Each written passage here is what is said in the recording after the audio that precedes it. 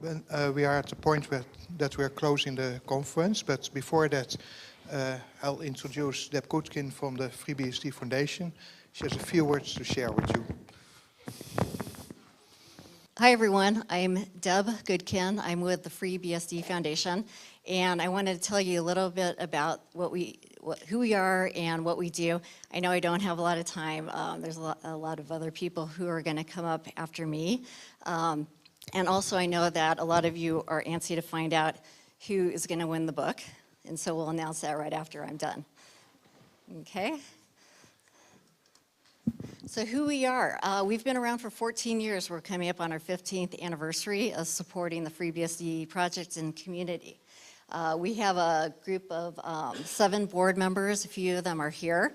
All of them work currently in FreeBSD, whether they're teaching or actually developing code or doing documentation. We have a staff. We have 2 actual full-time employees, and we have technical staff of 3 people, one including Ed Mast, who's here, who's our project director. He does all of our manages all of our project development. And we have Ed and Kostik, who do development work. And then, I don't know if I said the right name, but Glenn Barber, who a lot of you may know, who's been handling release engineering, and cluster admin. And then we have a lot of outside contractors who work with us too. We're an open book company. We post all of our financials on our website. We'll be doing this quarter that's going to end this week, and we'll post that financial information in probably 2 to 4 weeks when we settle our books, but we're always open with all the money that's coming in and all the money that's going out. And so fundraising, so we're funded totally 100% by you people, and so all the users, individual donors, and corporations. And last year we raised $770,000. This year we have a goal of $1 million and hopefully more. We're at about 612,000 right now, and what we would like to ask you is you can help. I mean, this is obviously more for FreeBSD because that's what our charter is. But what you could do is you can make a donation. I know a lot of you did here, which thank you, we really appreciate it. A lot of you are entered now into the drawing for the book, which is great. And but you can also help by sharing our efforts on social media. That really helps a lot. And then the other thing is really going to your company. If your company uses FreeBSD, is approaching them and trying to get them to donate to us. And what we're trying to do too is provide collateral or material that you can use to present to your company. And if you need help, please ask us, because that's one thing we're trying to help with, is getting that information to you.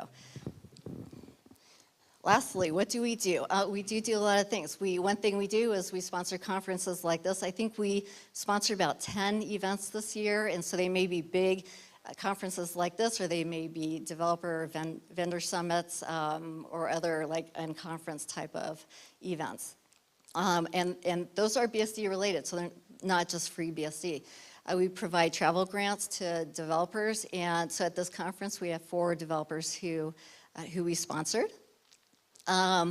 We do fund development projects. We were hoping to talk about that here, but we don't have time in this closing session. But we have a lot of great things that we're currently funding to help FreeBSD, as well as some things that are coming up really soon. We buy hardware for the infrastructure. We have 3 facilities around North America that we provide hardware for. We do provide legal support, and that includes protecting the trademark. If you ever need legal assistance, or not you individually, but usually as a project when issues come up, and so we provide that. We do have the new FreeBSD journal. I should have brought that with me, but we do have that we're handing out at our table out there. And we're doing a lot of advocacy, and that's the new journal that we're producing right now. And we're really trying to get out there and educate people and provide brochures and any type of literature that helps promote FreeBSD and the BSD operating systems. And then the last thing we do is support education and scientific research. We have been funding programs in universities. So that's basically what we do. We were hoping to talk about projects, but we really don't have time because there's a lot of people that want to come up and speak. So the last thing I'm going to do is we're going to raffle off this book. And so I'm going to get a number from Ed. It's going to be verified. And then hopefully that person is here and we can give that book to that person. So Ed, you're going to call it a number. 46. Oh, I know who that is. Do you know who you are? It's Philip. Okay, yay. Okay, so.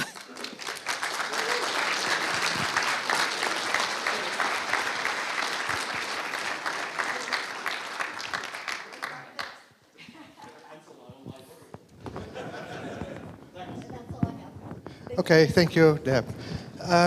Since we're giving away stuff, there's more stuff to give away, as you know. Inviting Julio to the front, and Julio is representing Google, one of our big sponsors, and Julio has a very nice Chromebook to give away.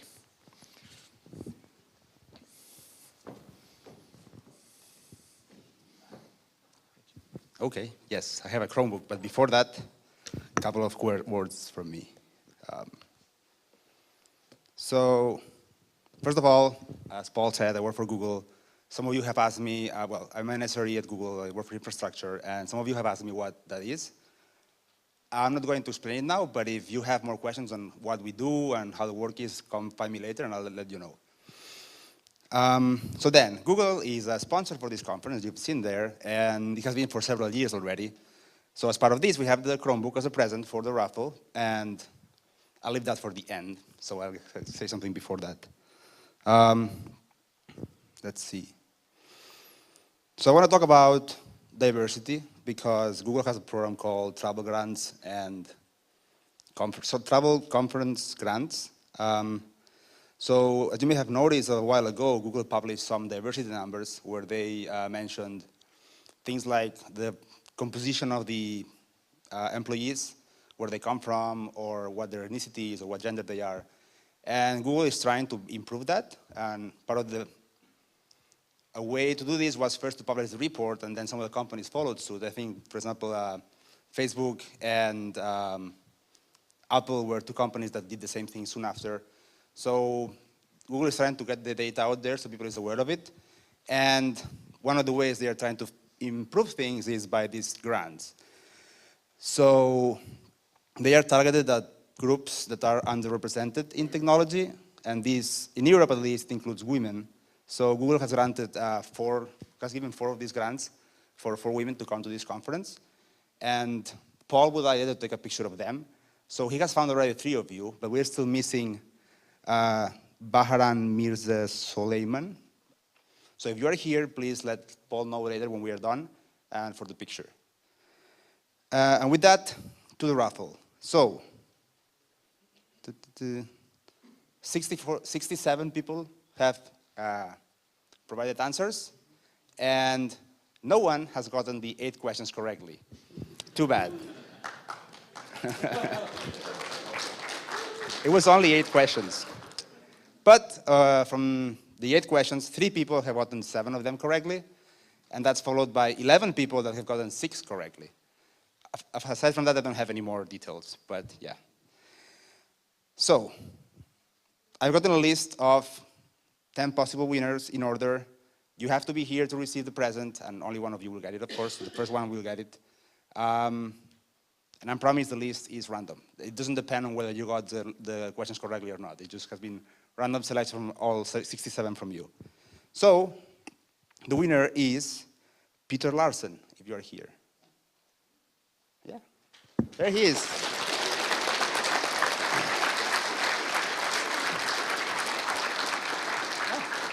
Congratulations. Thank you. And that's all from me.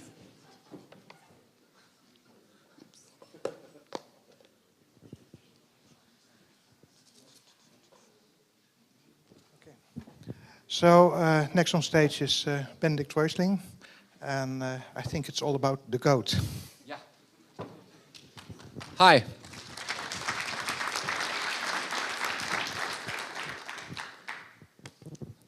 So this little fellow followed me around since BSDcon because Alan Jude probably exacted his revenge for dropping a commit bit on video. You probably saw it on BSD Now. And I think my punishment should now end. I now want to give this to someone to get the go to the next BSD conference, which is Meet BSD California. And I already picked that person. Would that person be so nice to come over? So we've never done this before, but I guess there is no official thing to hand over a goat, so here we go.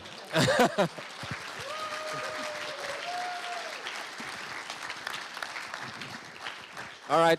He has a Twitter account, the goat, so follow him at twitter.com/grofthebsdgoat. I think camel case, you know, the letters are important, so, or just search, you'll find him. Thanks. Thank you, Benedict.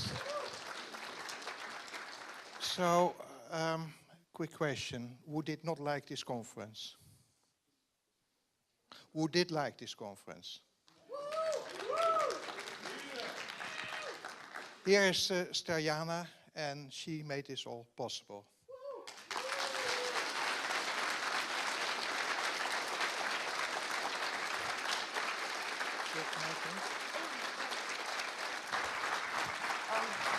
Can you hear me all?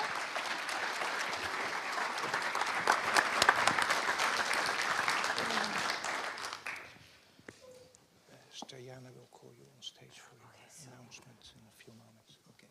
Oops. For those of you wondering what the mascot meant, it's actually a replica of the statue of Sofia right in front of the Speaker Hotel.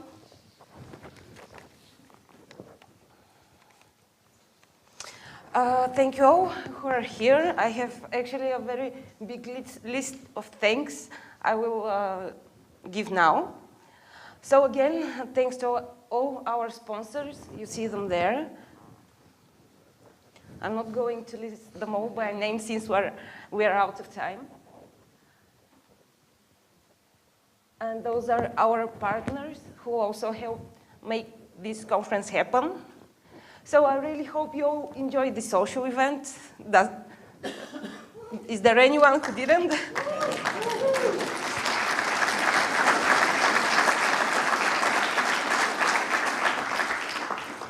So next on my list to thank is the EuroBSDcon Foundation, who are the people who I relied on for support. The one who were with me through the entire year, you know, making sure, helping me out sort all different things related to the conference. Big thanks to everyone from the foundation.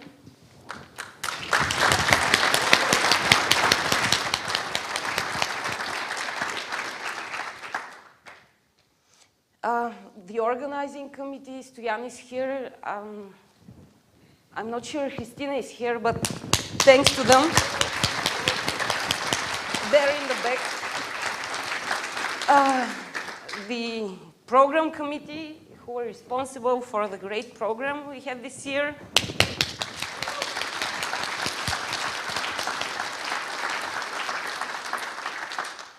Of course, the speakers, including those who flew in from France.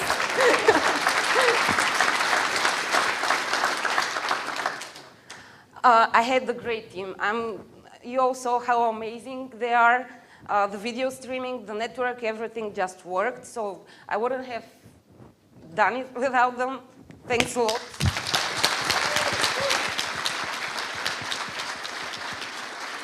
By the way, at peak times, we had a bit over 70 people watching the live stream, which is, I know it's the first time we're doing it, so I think that's a great number. And that's thanks to them.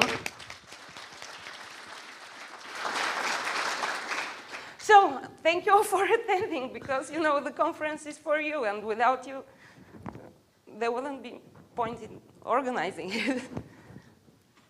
So, I think before that, I'll tell a little bit about the foundation. Oh, yeah. Okay. So, How do we switch to the first one? So you've heard this name, EuroBSDcon Foundation, several times.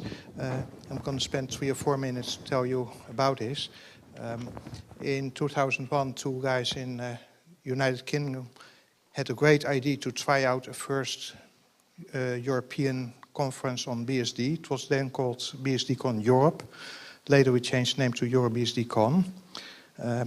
You see the countries where we had conferences after that one because it was such a great success. But one thing was fundamentally wrong. Every year the organization started from scratch, had to reinvent the wheel. So that's why in 2011, when we did the 10th anniversary conference in the Netherlands, we decided there must be some way of giving the information, the knowledge, the experience we have on to the next team and share the resources so that you don't have to start from scratch every year. That's when the EuroBSDcon Foundation started.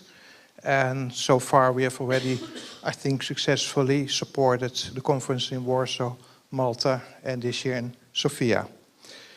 2015, yeah, 1 or 2 more minutes and then you'll know.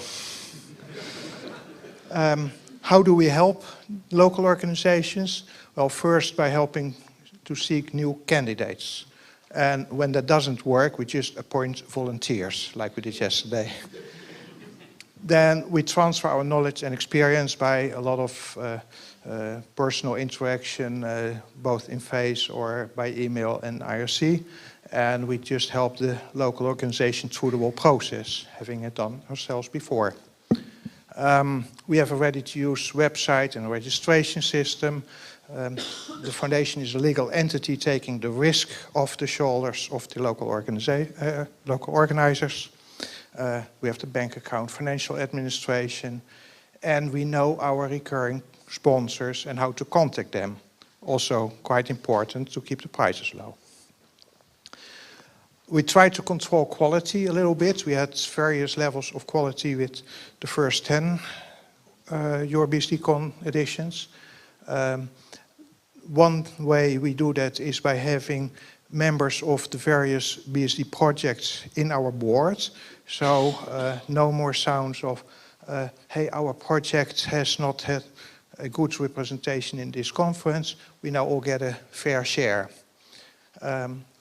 Transferring experience also means that previous organizers remain in the board for another year and have their first-hand experience to give to the next team.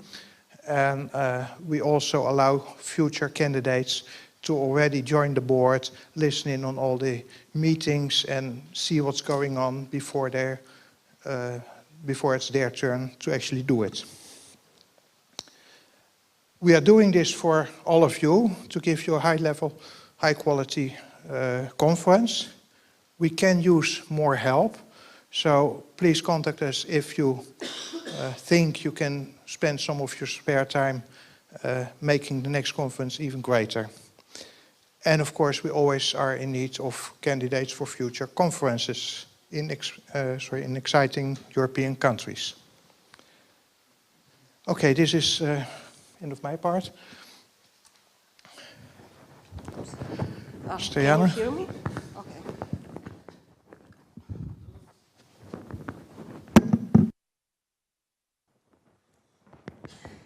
I'll need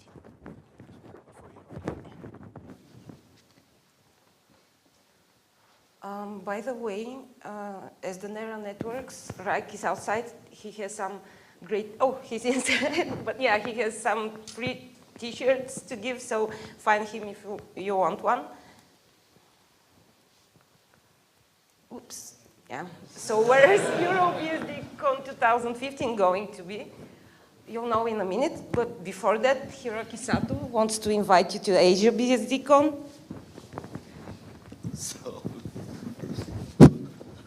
Okay, thank you. My name is Hiroki, who is running EuroBSDcon. So I want to make an announcement about the next EuroBSDcon.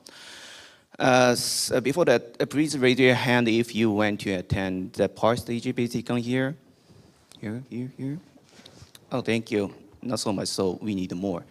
So Yes, please listen to their exciting stories staying in Japan. So I am sure that Tokyo is an interesting city to visit for you. And the official web page has already been updated for the next one, 2015. So please visit the website for precise schedule and precise place. But we are now accepting paper submission. So please remember the deadline is the end of November. And EuroBSDcon has a 4-day structure, and the first 2 days is for the tutorial and small meetings for each BSD projects, and the second half of the conference days is for a paper session, and much like EuroBSDcon. So I and the organizing committee looks forward to seeing you in Tokyo. Thank you.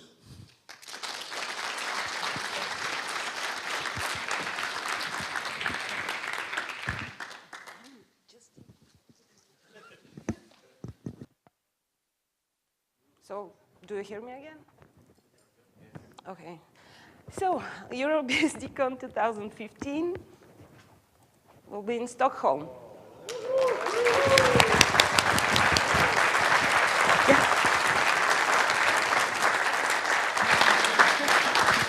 So, good luck. You'll need it.